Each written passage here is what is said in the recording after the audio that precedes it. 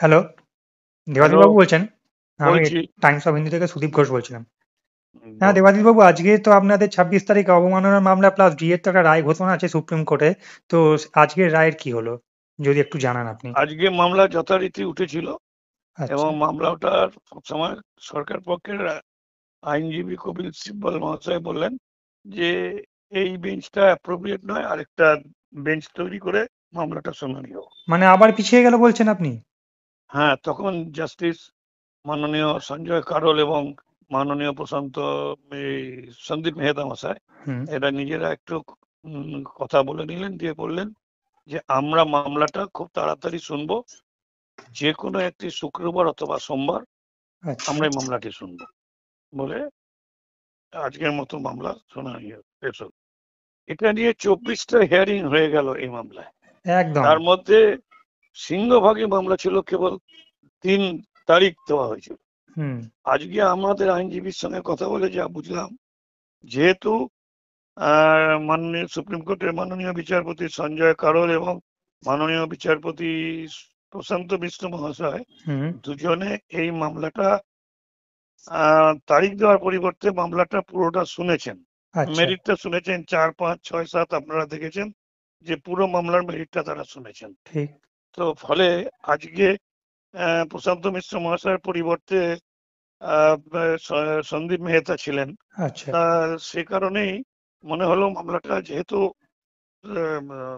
মাননীয় সঞ্জয় কারোল এবং প্রশান্ত মিশ্র মহাশয় পুরো মেরিটটা শুনেছেন, আচ্ছা। কাজেই এরা ঠিক করলেন যে ওই আবার পুনরায় সঞ্জয় কারোল এবং মাননীয় প্রশান্ত মিশ্র মহাশয় গঠিত বেঞ্চে মামলাটি ফয়সালা হবে।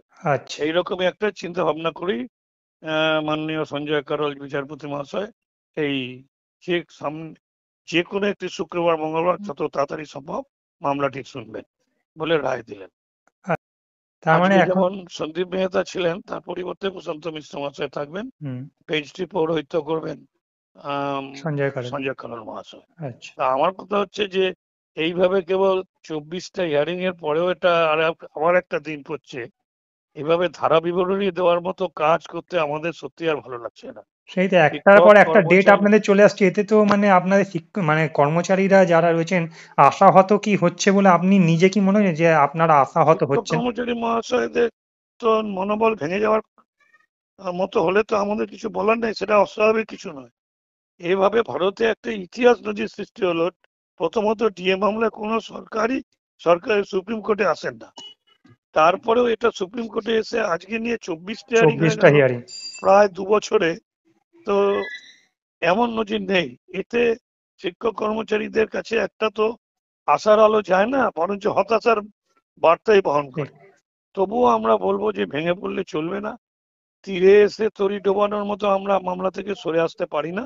আমাদের মামলাটা শেষ অবধি টানতেই হবে। এবং যেরকম মাননীয় সঞ্জয় কারোল আজকে জোরের সঙ্গে বললেন যে দ্রুত খুব দ্রুত নিষ্পত্তি। একটি শুক্রবার কি সোমবারের মধ্যে করে দেবো, তাতে মনে হয় নিষ্পত্তিটা হয়ে যাবে। এবং এসএলপি, আমাদের দৃঢ় বিশ্বাস, সরকারের করা এসএলপি খারিজ হয়ে যাবে। তবে ধন্যবাদ। আমরা খুব হ্যাঁ। অর্থনীতিগতভাবে চাপে পড়ে গেলাম। আমরা কত শিক্ষক কর্মচারীদের কাছ থেকে ঠিক। সাহায্য চাইবো, তাদেরও তো দেওয়ার একটা সীমা আছে। ঠিক। তবুও আমাদেরকে বলবো এটা পরিস্থিতির গুরুত্ব বুঝে লড়াইটা শেষ অবধি করতে হবে। এটাকে মাথায় রেখে, এই স্পিরিটটা মাথায় রেখে আপনারা আমাদের পাশে থাকুন, আমাদের সহযোগিতা করুন। আমরা সরকারি কর্মচারী পরিষদ কখনোই এর থেকে হাল ছাড়বো না এবং আমরা শেষ অবধি লড়াই চালিয়ে যাব। এবং যেহেতু আমরা আর্থিকভাবে অনেকটাই পেছনে, আমাদের দিকটাও ভাবুন। অন্যান্য রেসপন্ডেন্ট কথাও তো নিশ্চয়ই ভাববেন, তারাও লড়াই করছেন। আমাদের এই সম্মিলিত লড়াইয়ের জয় আসবেই। ঠিক। ধন্যবাদ।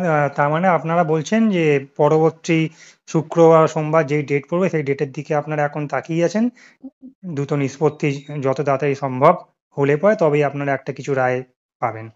ধন্যবাদ আমরা দেবাশিস। এটাই আশা করছি। ধন্যবাদ দেবাশিস বাবু। পরবর্তী ডেট পেলে পরে আমাদেরকে একটু জানাবেন। ধন্যবাদ। অবশ্যই। ধন্যবাদ।